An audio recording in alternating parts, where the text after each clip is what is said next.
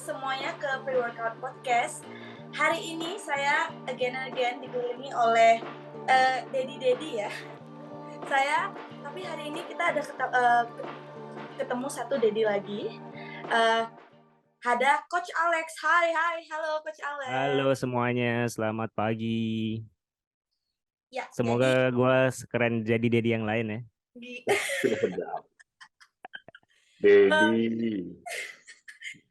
Jadi hari ini kita kedatangan Coach Alex. Mungkin rata-rata karena sudah tenar banget ya Coach Alex ya, pemilik gym tersohor di Bali. Jadi sebenarnya kan aku nggak harus kenalin lagi. Cuman buat teman-teman yang mungkin belum tahu, silakan Coach Alex di-introduce. Oke, thank you Coach Anggi. Oke, gue Alex. Gue adalah co-founder The Bar ya, salah satu gym di Bali di Seminyak Sunset Road lah. Kita sebagai gym ini kita fokus ngebantu member-member kita ini mendapatkan hasil dengan ngajarin cara latihan beban yang terstruktur, yang baik dan benar, dan juga kita coba ngajarin mereka nutrisi atau cara ngontrol makan yang sesuai dengan gaya hidup mereka lah. Jadi kita nggak pakai diet abal-abal, nggak pakai latihan yang nggak jelas. Jadi kita fokus ngebantu mereka mendapat hasil seperti itu. Dan juga kita sebentar lagi akan pindah ke tempat yang lebih besar, masih tetap di Sunset Road.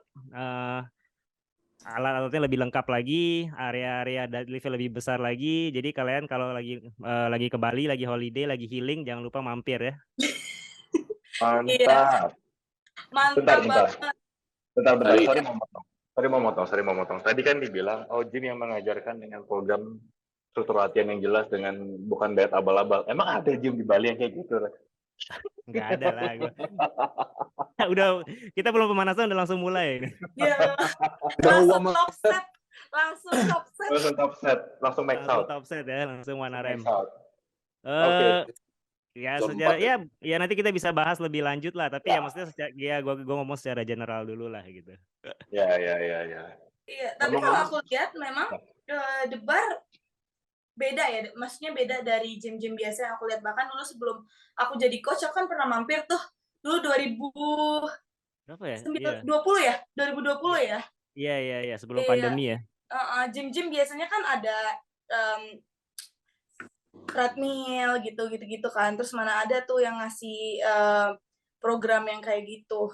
Nah, sebenarnya kan kalau aku lihat ya di Bali karena banyak bule atau yang dari luar negeri datang, jadi kan fitness kan di Bali kan lumayan saturated ya, Coach Alex. Terus gimana sih sebenarnya Lift the Bar bisa bertahan dengan fitness industri yang lumayan saturated di Bali? Oke. Itu pertanyaan cukup bagus ya, karena memang sharing dikit lah, karena kita sekarang udah hampir 6 tahun ya, pertengahan tahun ini 6 tahun. Waktu kita buka itu, sebelumnya itu memang di Bali itu nggak seramai sekarang lah. Jadi gym-gym itu kayak butik-butik gym itu masih belum terlalu banyak. Jadi kita waktu itu masih banyak kayak gym-gym mega gym pun hanya 1-2 lah gitu yang terkenal. Tapi memang ya beberapa tahun terakhir itu jadi lebih banyak lah segala macam gym ya, dari strength training gym, ada ya high intensity, functional training segala macam lah, jadi banyak banget lah gitu. Tapi ya memang untungnya kita dari hari pertama itu kita udah fokus ke unique selling point kita. Jadi memang bukan kayak buka gym aja. Kalau menurut gue sih, kalau kayak kita punya bisnis atau kayak ya menjual jasa ya harus punya unique selling point lah. Jadi kita unique selling point-nya adalah dibandingin gym-gym lain, kita semua member itu sudah mendapat bimbingan dari coach-nya tanpa biaya tambahan gitu. Jadi kan kalian kalau nge-gym kan biasanya harus join membership, harus bayar admin fee. Kalau kita nggak tahu mau ngapain di gym, kita harus bayar paket PT yang harganya itu cukup lumayan lah ya. Dan juga hasilnya belum tentu bagus juga gitu. Nah ini gue juga sebenarnya kenapa bisa bikin kayak gitu, karena gue juga dulu pernah jadi korban gitu. Nge-gym bertahun-tahun nggak dapat hasil, oke lah gue coba pakai PT lah. Bayar di Singapura ribuan dolar, nggak dapat hasil juga, karena ya kalian tahu sendiri lah nggak semua standar coaching itu sama ya gitu. Jadi menurut gue ya kenapa ya gue udah nge-gym itu bertahun-tahun tapi hasilnya nggak ada gitu, sayang banget kan.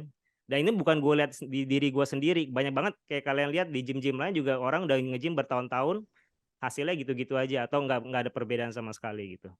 Jadi ya itu memang gue selain suka nge-gym, makanya kenapa gue buka gym ini, gue mau bikin gym ini sebenarnya yang bisa ngebantu orang dan mendapatkan hasil gitu. Dan salah satunya ya itulah orang nge-gym, permasalahan utamanya adalah mereka nggak tahu mau ngapain, apalagi kalau pemula gitu. Lo bisa lihat YouTube ya tapi kurang efektif. Lo bisa bayar PT yang mahal, belum tentu bagus juga. Jadi gue pikir oke lah, kenapa kalau nggak kita nggak usah pakai PT, kita nggak usah jual paket PT. Mereka udah nge-gym, ya memang semua orang fokusnya mau dapat hasil, ya kita bantuin mereka dapat hasil gitu. Makanya kita mempunyai unique selling point yang menurut gue cukup beda lah di gym-gym lain gitu. Jadi tanpa harus bayar biaya tambahan, semuanya udah include yang lo perluin untuk mendapat hasil, kayak misalnya training program, bimbingan nutrisi, progress tracking, dan juga bimbingan coachnya gitu. Jadi ya jadi orang yang kagak tahu mau ngapain atau pemula-pemula, mereka cukup seneng lah latihan sama kita lah, karena mereka dapat hasil, bayarnya juga nggak terlalu mahal, jadi mereka nggak rugi, mereka semangat latihan, semakin mereka lama latihan, semakin dapat hasil, mereka tambah konsisten gitu. Jadi dan dari pemula nggak suka latihan beban, karena mereka senang dapat hasil gitu, mereka jadi tambah semangat kan. Jadi mereka ya itulah bisa ngebantu mereka jadi lebih disiplin, jadi mereka latihan konsisten dan jadi lifestyle lah. Jadi mereka jadi habit lah healthy living itu gitu. Gitu sih. Itu salah satunya lah menurut gua. Ya. Gimana Coach Sam?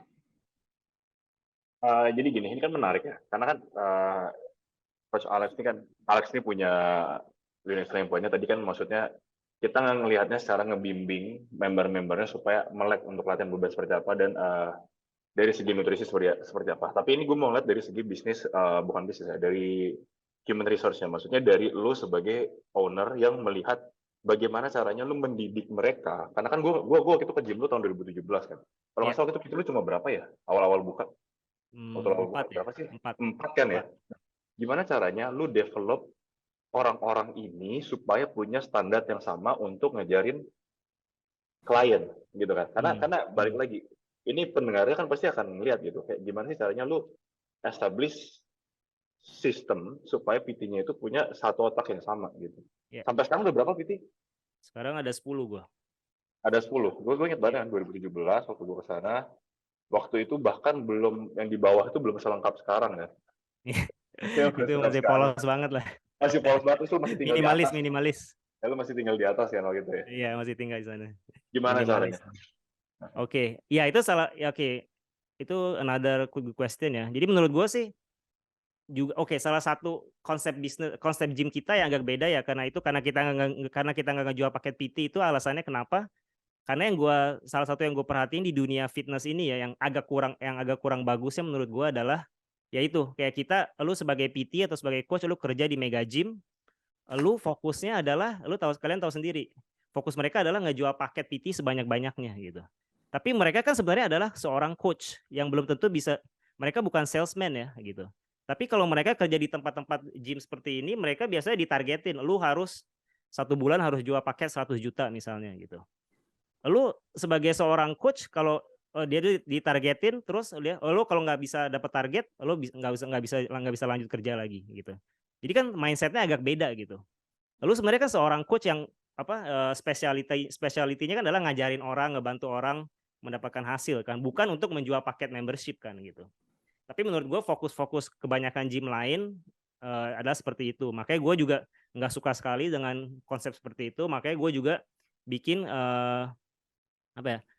konsep gym kita nggak jual paket PT dan kita nggak menyuruh coach kita menjual paket membership gitu. Jadi fokusnya para coach di The Bar ini adalah hanya untuk membantu member, ngajar member gitu. Itu aja gitu. Jadi ya itulah balik lagi jadi ke pertanyaan si Sam, ya kita harus bisa bikin sistem yang cukup efisien ya. Apalagi karena kita fokusnya ya kalian tahu juga di dunia fitness pola-pola latihan banyak banget lah. Banyak tipe, pola-pola ngajarin nutrisi, banyak juga rumus-rumusnya beda-bedanya gitu. Tapi ya memang nggak ada yang benar, nggak ada yang salah juga. Tapi menurut gue ya ada yang lebih efisien lah untuk membantu orang dapat hasil. Makanya di The Bar ini kita pilih salah satu cara ngajar latihan, cara ngajar nutrisi yang menurut gue paling efisien untuk membantu orang-orang yang membernya adalah Gen Pop gitu. Orang-orang biasa lah, bukan atlet-atlet. Jadi orang-orang biasa kayak gue juga bukan bodybuilder. Kita ngajarin seperti itu. Tapi memang challenge-nya adalah gimana kita bisa ngajarinnya itu sama ke semua orang. Karena kan semua coach Sulit. mempunyai keahlian beda-beda, tingkat pengalaman beda-beda, Betul. personalitas beda-beda gitu. Ya itu memang salah satu PR lah, salah satu challenge yang kita harus, yang agak susah lah menurut gue di dalam 6 tahun ini kita berbisnis, itu sampai sekarang sih kita masih coba refine terus ya gitu. Tapi kita punya beberapa prinsip-prinsip lah, kayak misalnya prinsip latihan, kita mulai dari assessment dulu, apa ini kelemahannya, titik awalnya seperti apa gitu. Jadi kita udah gitu next kita bikin training program juga kita harus sesuai dengan kemampuannya dia gitu. Jadi memang ada beberapa prinsip-prinsip yang kita ikutin, tapi memang challenge-nya ya itu agak susah menstandarisasi lah gitu. Dan ini pun untuk mempunyai tim yang bagus itu pun itu juga berulang-ulang kali ya, itu pusing lah, kalian tahu sendiri juga gitu. Bongkar Makanya gue pasang juga Kak. makanya gue juga sebenarnya nyari orang itu, gue nggak terlalu ngeliat sertifikasi lah, itu nomor satu. Kenapa? Karena itu nggak terlalu penting dan gue akan ajarin lagi kayak prinsip-prinsip di Debar ini seperti apa gitu. Gue sih lebih nyari personalitas orang yang ada empatik lah ya, yaitu karena orang yang berkemanusiaan, karena kita akan berhubungan dengan member-member yang ya orang-orang biasa gitu. Seperti itu, gue lebih nyari personalitas, open minded, mau diajarin gitu. Dan kadang-kadang gue juga lebih suka nyarinya agak lebih muda lah, karena kalau orang yang udah lebih bertahun-tahun di finance industry susah, agak susah ya, agak tertutup lah gitu. Makanya jadi seperti itu sih. Tapi ya so far ya susah-susah gampang sih, tapi thankfully oke sih sejauh ini gitu. Ya, menarik Ya. banget sih. Kalau misalnya di Bali itu kan sedikit agak berbeda ya, karena kan banyak bule juga yang jadi coach gitu ya. Nah selama ini sih aku lihat di Debar belum ada bule sama sekali, benar nggak sih, Coach Alex? Ya Yang belum ada. ngajar. Nah ada Yang ngajar nggak sih belum ada. permasalahan dari membernya gitu? Maunya maybe yang lebih, ya mungkin yang pengennya yang ada nggak? Nah, Iya. Ada sih ada aja. Cuman kita sih nggak milih, ya maksudnya sama lah kayak kita milih coach itu, kita nggak boleh milih coach itu dari orang yang badannya paling bagus atau dari warna kulit lah, karena sebenarnya belum tentu bagus juga gitu. Iya. Jadi kita nggak, jadi sebenarnya sih gue kalau milih orang, milih coach, kandidat coach ya sebenarnya gue terbuka lah. Gue lihat kualifikasinya apa, pengalamannya seperti apa, personalitas seperti apa gitu. Tapi ya memang so far sih belum ada yang cocok lah, apalagi karena mereka kebanyakan kayak ya kalau dari luar itu mereka, oh gue dari luar, gue punya kualifikasi ini, bla bla bla bla bla. Memang kualifikasi sih termasuk banyak lah kalau gue bandingin dengan kandidat-kandidat yang lokal ya gitu.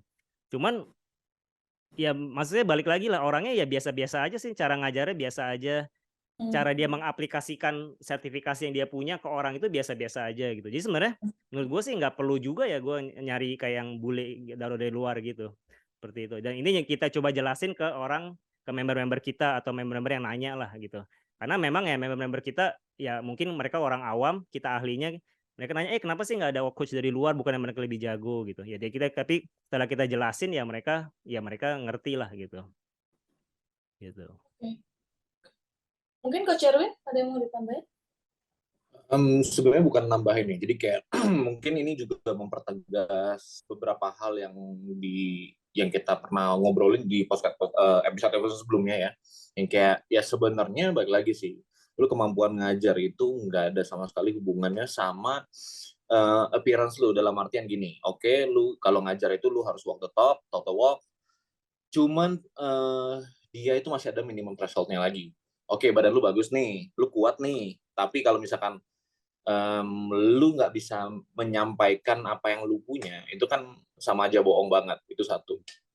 Kedua gini nih, ini yang masih gue nggak dapat sih. Kenapa orang lihat sesuatu yang datang dari luar negeri itu kesannya tuh jauh lebih superior? Itu menurut gue yang agak miris ya. Karena belakangan kan gue ada ambil mentorship, ada ambil certification segala macam.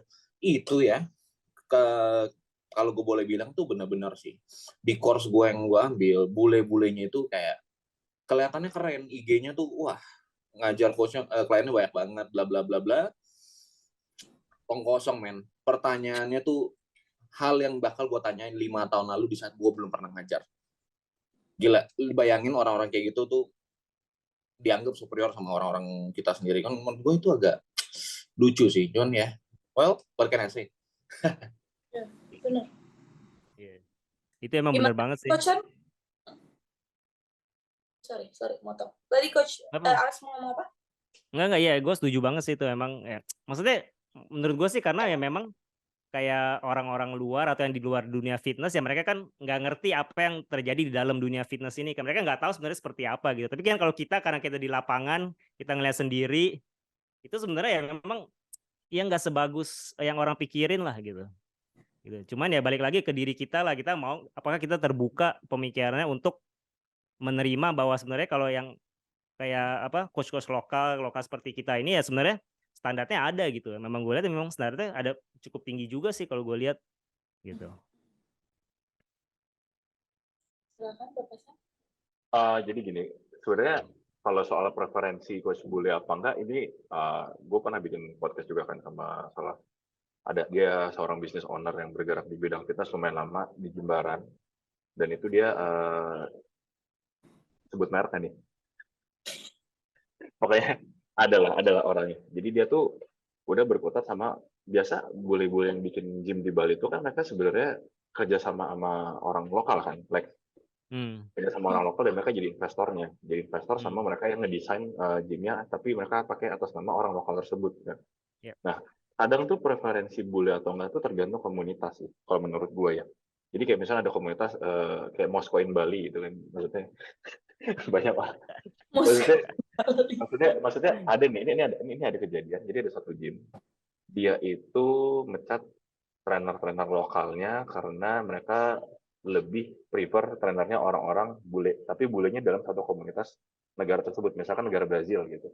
Mereka lebih nge-hire trainernya yang dari negara Brazil karena emang mostly membernya itu gedenya di situ ya, membernya orang-orang Brazil yang tinggal di Bali gitu. Kan ini kadang kurang ajar gitu kan, maksudnya apa ya, maksudnya ya baik lagi emang di Indonesia tuh walaupun tenaga pengajarnya masih kurang, tapi seenggaknya sekarang tuh udah banyak fitness trainer atau fitness coach yang udah kompeten gitu. Kayak mau ambil salah satu lagi kerabat saya yang kerja di salah satu gym besar di Bali yang sangat mahal, yang warna kuning.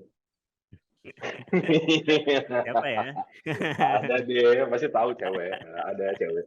Dia bagus ngajarnya, dia bagus juga, ya lumayan terkenal lah di Instagram. Nah, dia tuh salah satu coach yang lumayan top performer di gym itu, tapi bukan bule. Dia juga klien PT-nya juga banyak, tapi mereka lagi bukan bule. Kalau lihat Instagram si Gym Kuning ini, jarang sekali dia kontennya di post. Iya, benar. Ya. Benar. Ya. Nah itu kan kadang ya baik lagi preferensi, mungkin emang dari bisnis ownernya yang ngeliat, wah lebih baik gue nge-hire bule. Bahkan di Gym Kuning ini kalau lihat baru-baru ini kalau dilihat kan ada highlight PT gitu. Tiba-tiba ada gitu beberapa PT, 2 atau 3 PT yang bahasa Rusia. Jadi PT-nya baru gitu. Dan mungkin ya emang buat narik-narik orang-orang Rusia yang punya duit di situ gitu. Tapi baik lagi apakah mereka perform? Tentu saja tidak. Gitu. Itu aja sih tambahan dari gue. Itu sih gue bilang sih, gue yakin pasti nggak bisa. Maksudnya gue pernah, ya gue tahu maksud lo lah. Tapi gue lihat-lihat juga sih, sebenarnya benar-benar enggak sih. Justru gue bilang customernya bego kalau mereka mau pakai PT dari setelah gue pelajari dikit-dikit lah ya. Tapi iya, gue yang coach salah satu coachnya ini yang orang Indo yang dari Gym Kuning ini memang pernah juga, kita kan pernah ngobrol-ngobrol kan. Nah, saya sering healing juga di Bali gitu kan. Jadi kita ngobrol-ngobrol. Jadi memang apa ya, banyaknya bule-bule ya, yang diceritain sih bule-bule ya, yang menganggap remeh dia.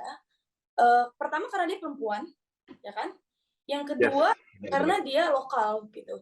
Dan apa ya, perlakuannya itu terkadang bisa dibilang sangat-sangat nggak respectful ya. Bahkan bukan cuma sebagai seorang coach, tapi juga sebagai seorang manusia kayak gitu. Nah, aku juga penasaran ya, karena ceritanya coach kita ya, coach yang ada di Gym Kuning tadi itu menurut aku lumayan menyedihkan gitu ya. Waktu itu pernah, katanya aku spill dikit aja, katanya pernah dia lagi ngajar kelas nih, ya kan, ngajar kelas, terus habis itu stretching, Terus ada salah satu member benar-benar lewat, dan itu konteksnya banyak space gitu ya, lewat, terus dia itu kan lagi di bawah gitu ya, terus benar-benar dilangkahin gitu, lagi kayak there's a lot of space tapi you pick kayak gitu kan, dan itu cuma satu di antara berbagai macam cerita yang sangat-sangat disrespectful gitu ya. Pernah nggak sih ke Coach Alex di Debar ada kasus kayak gitu mungkin mirip? Oke, untung so far sih sejauh ini enggak ya. Untungnya ya. Tapi memang ya karena kalian tahu juga lah, karena sekarang situasi di Bali kan memang lagi panas-panasnya ini tentang ya itu kayak ya banyak-banyak orang luar yang bisnis luar nggak jelas juga gitu. Dan gue sebenarnya baru-baru ini juga di gym gue banyak orang-orang dari negara-negara tertentu ini yang latihan di gym gue yang tadinya sebelumnya nggak ada gitu. Dan ini memang ya sebenarnya, dan mereka itu ya susah lah dikontrolnya gitu. Tapi untungnya sih masih belum ada situasi-situasi yang sebenar-benar kayak gitu ya, yang emang nggak benar lah kayak gitu. Cuman ya ini memang sayangnya sih kayak bukan di gym aja sih, kayak di luar gym juga situasi ini udah lebih situasi sosial yang agak Iya, sensitif. benar. Memang ya kita sebagai coach, ya kalau gue sebagai business owner sih gue negasin ke staff-staff gue kayak gini-gini nggak boleh ada lah gitu. Kalau memang benar-benar kita ada sesuatu serius terjadi, kita harus ngambil tindakan tegas lah gitu. Karena memang customer itu menurut gue sebagai business owner, customer itu ya mereka berasanya bisa ngapain aja gitu. Tapi kita sebagai business owner harus bisa enforce atau kita bisa negasin lah apa yang sebenarnya salah, apa yang sebenarnya oke gitu. Dan gue lihat di gym-gym lain, kalau kita ngomong gym atau di tempat-tempat lain yang kebanyakan business owner-nya mereka nggak ngapa-ngapain gitu. Atau mereka ngelihat karena mereka orang luar, mereka jadi agak takut gitu. Jadi sebenarnya itu sebenarnya tugas tanggung jawab kita lah sebagai ownernya untuk menegaskan lah ya kalau ini salah gitu misalnya. Gitu. Benar banget. Iya. Drawing line antara being respectful sama clients dan juga nggak diinjek-injek itu maybe menurut aku kasusnya di Bali itu lumayan agak tricky ya. Itu bukan di gym aja, sekarang kayak di restoran-restoran lah, apa di kafe-kafe di mana-mana tuh banyak banget yang kayak cerita-cerita kayak gitu lah. Ya bacanya juga ya jadi emosi lah ya. Benar. Gitu. Benar. Dan juga sebenarnya sharing dikit, baru-baru ini juga gue ya terserah nanti boleh sensor atau enggak. Terjadi ada kasus ada pencurian di gym gitu. Ini orang luar, mereka latihan di gym gua. Ya di gym gua. Kasus pencurian, mereka nyolong ini kacamata sunglasses mahal salah satu member kita lah. Dan di CCTV itu benar-benar jelas terbukti kalau dia ngambil gitu. Kita ngambil, ya terus kita tanya lu ngambil nih, jelas kita ada bukti. Kita malah dibalikin, dia malah maki-maki kita gitu. Merasa mereka nggak bersalah. Mereka bilang, oh ini enggak, ini punya gua, ini gua ada buktinya dan lain-lain lah gitu. Tapi setelah ya akhirnya gue takut-takutin juga lah, maksudnya ya ini member ini dia punya koneksi lah dengan polisi dan lain-lainnya. Ini udah jelas banget di bukti ada CCTV gitu. Lu kalau bisa lu balikin, mungkin lu salah ngambil gitu. Mungkin lu salah ngambil, bukan lu nggak nyolong gitu. Akhirnya mereka balikin gitu. Udah mereka balikin, mereka masih bisa berani bilang, enggak ini kacamatanya sebenarnya kacamata palsu gitu.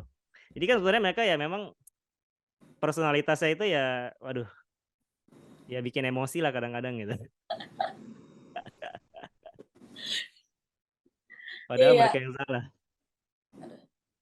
Ngeri banget ya. Ngeri banget. Terus gimana nih, update dulu dong Coach Alex, gimana sebentar lagi kan Live the Bar mau buka di tempat yang baru nih. Sejauh ini persiapannya gimana? Terus apakah kita akan menantikan sesuatu yang baru-baru nih untuk member-member? Ya sekarang lagi pusing-pusingnya lah ya. Semoga 2 minggu ke depan kita bisa buka di tempat baru lah. Nanti ya gue akan invite you guys. Semoga kita bisa podcast langsung di Bali. Di belakang ada taman untuk nongkrong, bisa ngebir, bisa kan, bener kan? Bisa gosip kita ya, kita bisa gosip gitu. Alat-alat juga akan semakin lengkap, area lebih gede lah gitu. Dan gue yang salah satu yang gue paling excited juga, nanti kita akan bikin kayak tempat untuk seminar gitulah. Jadi karena ya gue lihat sekarang kan kayak fitness industry di Indonesia kan cukup berkembang ya.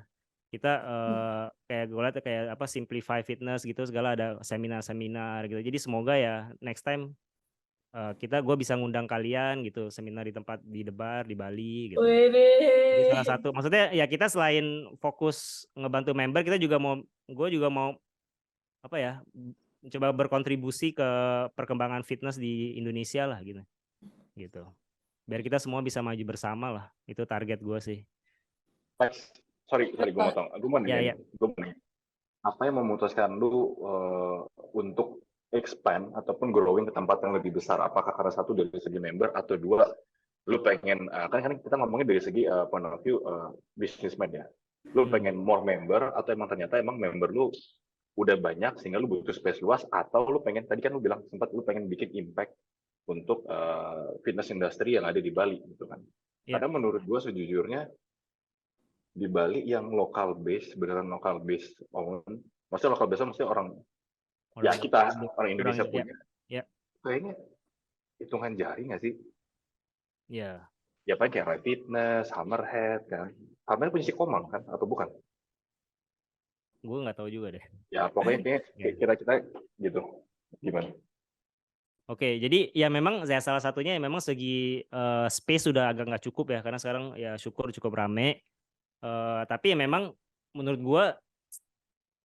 gue memang dari dulu dari awalnya itu sebelum kita buka gue punya visi itu kita bukan hanya bukan nge-gym satu gym kita hanya salah satu gym di Bali lah itu bukan visi gue lah. Jadi sebenarnya gue mau ngelihat apa ya selain kita bikin salah satu gym yang benar-benar bisa membantu member dapat hasil, gue juga mau ngebangun kayak itulah tadi yang gue bilang fitness industry di Indonesia dan juga sebenarnya coach gue mau ngedevelop para coach di Indonesia karena gue lihat mereka punya sertifikasi itu bagus tapi kalian tahu sendiri lah it takes more than having certification gitu lu harus punya jam terbang gitu misalnya yang sebenarnya ya mereka bisa belajar sendiri tapi kan banyak lu kagak tahu lu mau belajar apa kan tapi kalau kita bisa coba develop kita bisa bantu mereka gitu karena memang sebenarnya ya itulah peran kita sebagai coach sebenarnya penting banget gitu tapi ya apresiasinya agak kurang lah gitu apalagi kalau di dunia di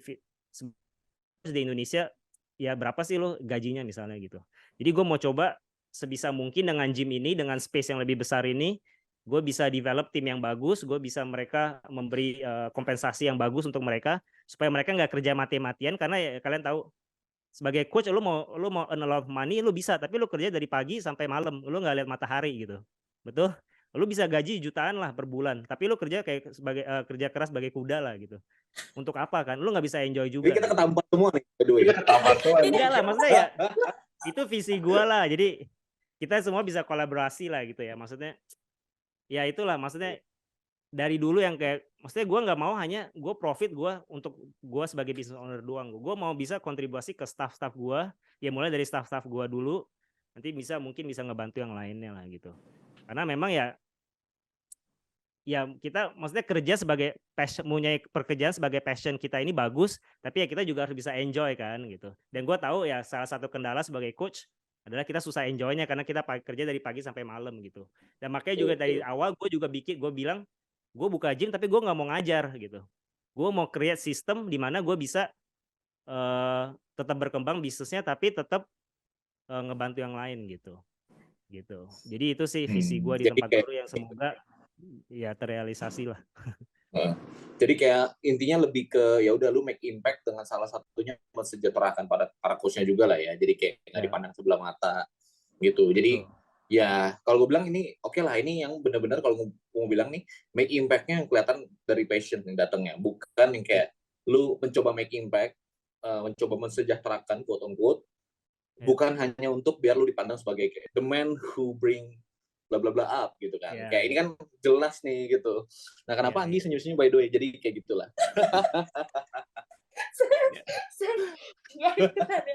Iya, tapi menurut gua bagus apa ya? Ini mungkin bisa jadi salah satu bukan salah satu ya. Jadi kayak pionir mungkin ya Coach Alex coaches yang di Debar gitu bahkan di Indonesia juga apalagi seperti yang aku bilang tadi kayaknya unik banget sebenarnya fitness industry di Bali lumayan unik ya jadi kalau misalnya kita bisa apa ya, Coach Alex bisa membuat sistem atau tempat di mana talent ini coaches ini bisa apa ya, spread their wings lah, we'll say.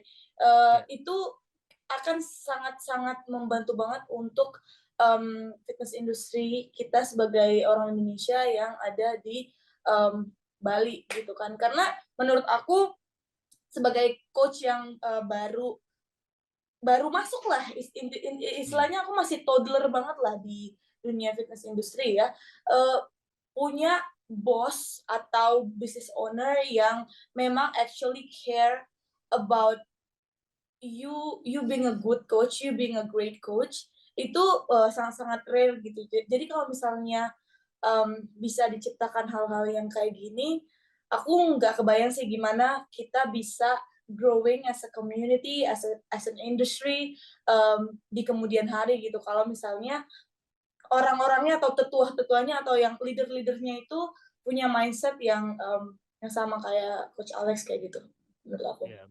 Makanya ya memang sih ini butuh kolaborasi lah. Makanya gue seneng banget kayak ngeliat kalian kayak kita kayak tim Power Tennis, kita kayak kita harus selalu ada komunikasi, kita sharing knowledge, dan itu sebenarnya bagus lah karena ya memang kita sendiri nggak bisa lah ya. Dan it will take a lot of time, a lot of effort gitu. Kayak gue lihat kayak si Nick juga sekarang punya tim sendiri, coaching tim sendiri, mereka juga saling kolaborasi, saling ngebantu. Itu sebenarnya bagus lah. Jadi orang semakin kenal sama coach kita, dan orang-orang juga bisa lihat sebenarnya coach-coach Indonesia itu ya bermutu lah gitu. Kita ada kualitas lah gitu ya. Jadi ya itu bagus lah. Jadi memang ya it takes a lot of time. Semoga ya kita harus bekerja keras lah bareng-bareng lah. Jangankan di Bali, di Jakarta aja sebenarnya kemunculan gym-gym kayak yang sifatnya private gym atau boutique gym itu tuh baru-baru tahun 2017-18 kali ya. Kalau misalkan kita sebut merek, pelopor utamanya ada kayak Functional Training Jakarta dulu, ada di Senayan kan, tutup gymnya karena bermasalah, terus mulai booming lagi semenjak Empire Building, mereka punya brand gitu kan. Nah tapi kemunculan gym-gym private sama gym-gym boutique gym ini tuh sebenarnya didasari sama orang-orang yang latar belakangnya kayak lu gitu, Lex. Maksudnya mereka emang care sama industri, terutama yang punya level ini sendiri. Sebenarnya yang punya level ini sendiri adalah klien level tadinya. Klien level di Singapura. Jadi ownernya ada namanya Alex juga tadinya. Alex Salihin kalau tahu kan. Iya, tahu.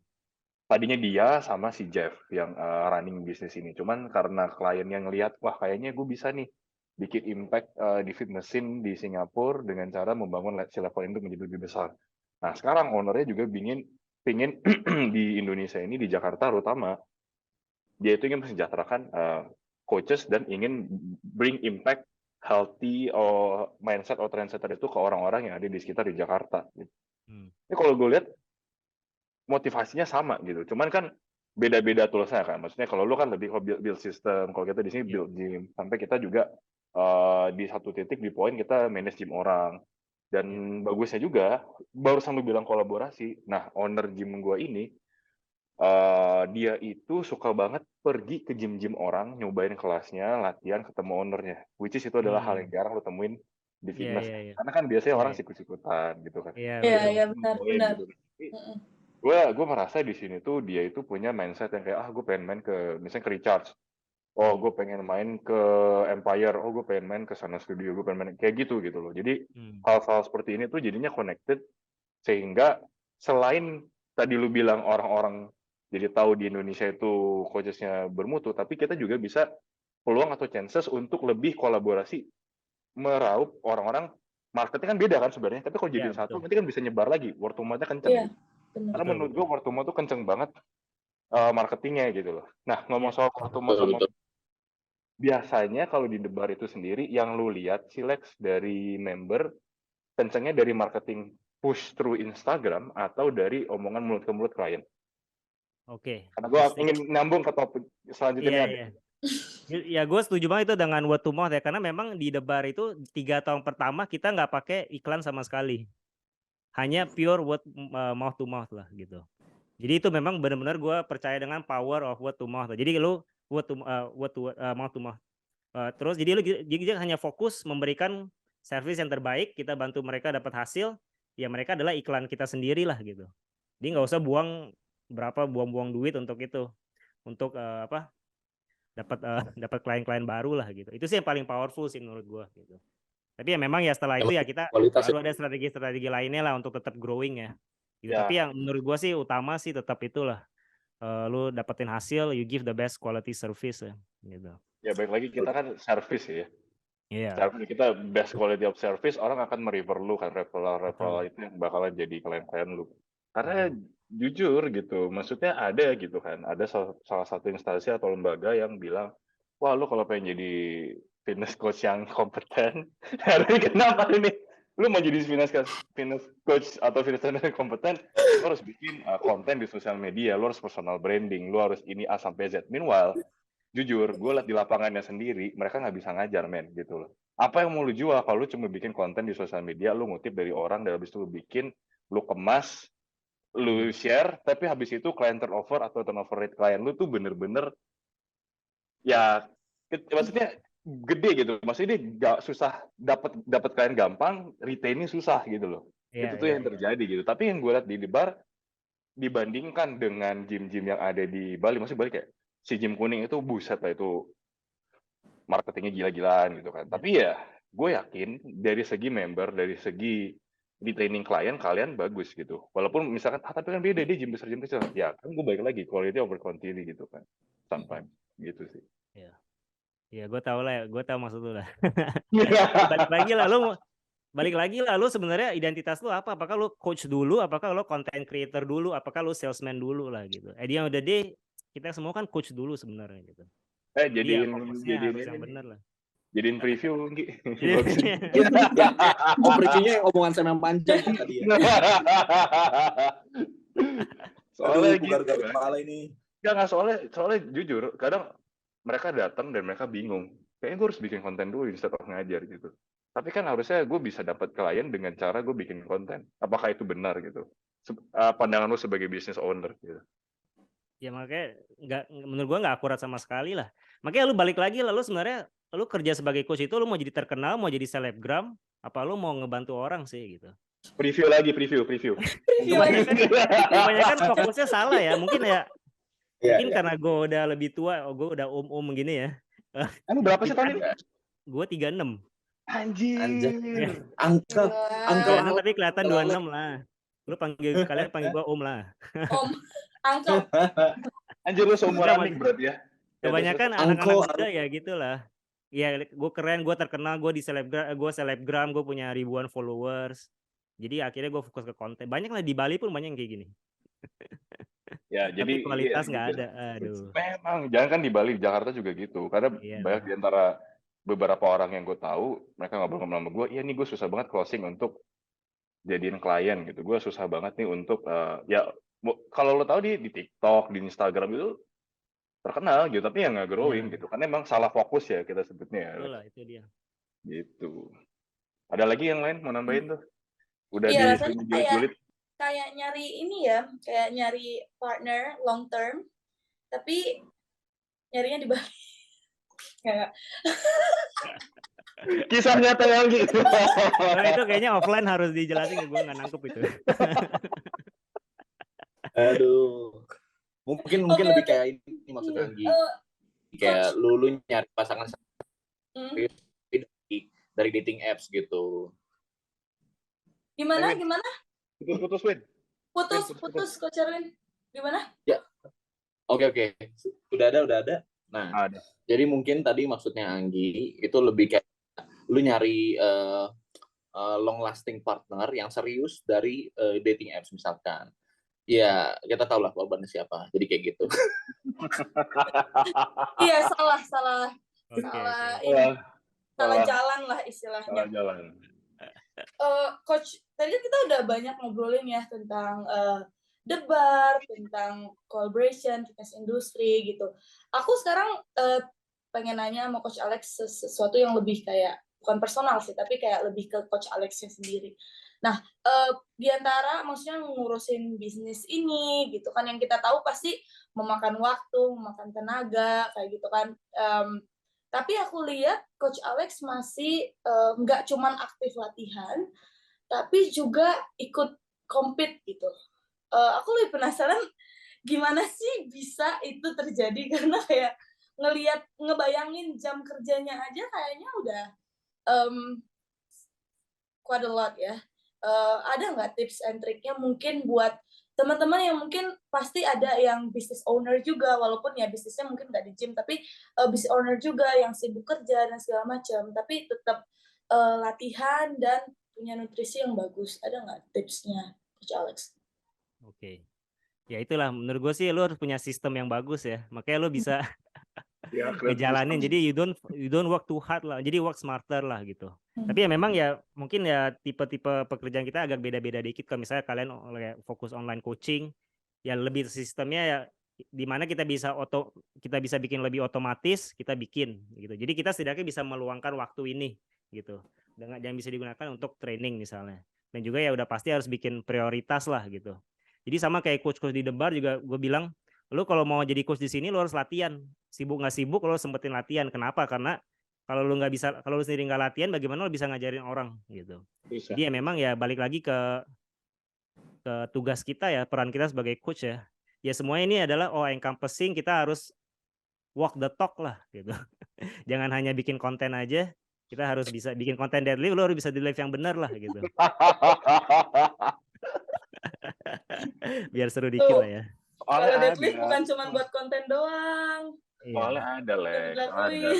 Saking sibuknya bikin konten nggak latihan gitu ada. Di sini ada banyak.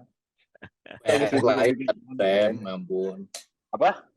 Kebanyakan klien kali itu. Oh, kebanyakan klien memang. Capek lu Si panggilannya. Kenapa? Capek lu 100 klien. Oh iya, memang. Ya intinya gitulah. Kita lagi julid-julid dikit. Cuma maksudnya ada loh yang kayak gitu. Maksudnya saking sibuknya dibikin konten, dia nggak bisa latihan gitu. Ada. Kalau gue dari kacamata gue sendiri, gue tuh suka ngajar emang basicnya dari dulu. Ya kita sama-sama, gue bisa bilang ya gue business owner juga, cuma gue suka banget untuk ngajar. Dan gue suka untuk ngajar. Ngajar itu nggak cuman ngajar klien, tapi gue ngajar kelas juga, gue juga suka gitu. Mau sesibuk-sibuknya apapun gue gitu, mau gue startnya di jam 6 pagi sampai jam 8 malam, gue masih ada latihan gitu biasanya. Karena emang basicnya gue dulu start olahraga 13 tahun yang lalu, karena gue suka latihan.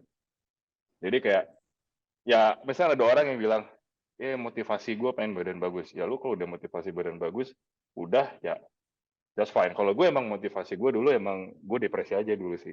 Makanya gue latihan. Sampai sekarang kalau gue capek, itu gue pelampiasan gue adalah latihan gitu. Gitu aja sih. Ya, well, kecuali kalau misalkan kondisinya kayak di Globo Gym atau Mega Gym. Mereka kan kadang kejar target. Dan kalau misalkan lagi flooring gitu kan, nggak boleh tuh latihan. Nah, itu beda cerita sih ya. Itu beda cerita. Betul. Ya gue juga pernah di posisi yang sama sih, di kerja di gym yang sistemnya tuh ya sales oriented banget sih. Jadi beda lah, di mana lu kalau target kerja lu itu adalah ngajar dengan proper atau cuma closingan doang. Ya, jujur back then pas gue lagi ngajar kayak gitu ya gila, gue udah kerja mati-matian, undermine dan gak sesuai gitu loh. Apa yang main thing-nya yang harus lu penuhin dibanding apa yang lu kira sebagai job desk lu gitu loh. Kan lu mikir lu sebagai coach ngajar, tapi ternyata lu disuruh jadi sales kan. Kayak whatever it takes, lu mau bohongin klien lu kayak apa kayak segala macam. Dan bahkan gue pernah sampai dikasih tahu lah sama manajer gue pada saat itu tuh kayak, ya lu kalau mau kaya lu jadi good sales. Nyatanya, wow, sekarang kayaknya dia udah nggak seberapa. Ya udahlah, masa lalu. Tapi ini ya kalau gue lihat lagi sih, di kondisi yang sekarang gitu ya, kalau lu mau bilang sibuk latihan segala macam, just because you make content atau ngajar segala macam, balik lagi ke prioritas lah ya. Jadi kalau emang dasarnya kita ngelihat apa yang kita kerjakan, let's say kayak lagi doing business atau mungkin ngajar atau mungkin sekedar konten, kalau emang itu bisa memenuhi ke kalau bilang ya can you give you happiness lah, sama kayak Sam kan, dia udah secapek apapun dia tetap latihan. Nah kalau itu bisa, menurut gue why not sih, cuman balik lagi mesti tahu diri. Kalau misalkan lu mentaruh si content creating atau business managing lu di atas, ya lu nggak usah ngajarin hal yang nggak nyambung sama itu gitu loh. Jadi itu yang sering dilakuin sama orang di Indonesia sih. Mungkin karena emang sindrom pengen dipuji kali ya. Jadi kayak gue nggak tahu juga gitu loh. Ya lu dipuji-puji tapi nggak kompeten, ya buat apa gitu ya. Jadi oh well. Lu dendam kayaknya, makanya ngomongnya kayak gitu. Siapa win? Gak lu win, habis ini win. Ini kayaknya perlu Kebetulan healing ada ke Bali, bro. Ini kembali dia. Feeling ke Bali sih. Kebetulan Bagus sih, Win. emang kurang piknik, Pak. Kampret. Ngomongnya dari hati banget. Oke deh. Ini udah mau sejam, kira-kira ada lagi yang mau ditanya nggak? Kayak so far udah sih. Yes, sudah aman sih. Aman dari aku udah aman. Mungkin Nggak- Coach nggak. Alex ada yang mau ditambahin? Alex, Ya, silakan. udah kayak semua. Udah semua sih kayaknya ya. Ya semoga kita the next time kita bisa fokus langsung lah di Bali lah. Oke, Yeay, bikin video let's lagi. go. Let's go. Oke. Boleh Oke. banget, boleh banget. Oke, kalau gitu langsung aku tutup aja ya. Ya. Oke, segitu dulu guys podcast kita hari ini episode 28 bersama Coach Alex. Yang pergi ke Bali, mau pergi ke Bali healing, silakan langsung samperin aja The Bar Best Gym in Bali. Dan juga jangan lupa langsung kontak Coach Alex dan timnya. Silakan Coach Alex, kalau misalnya yang tertarik kemana bisa dikontak ya.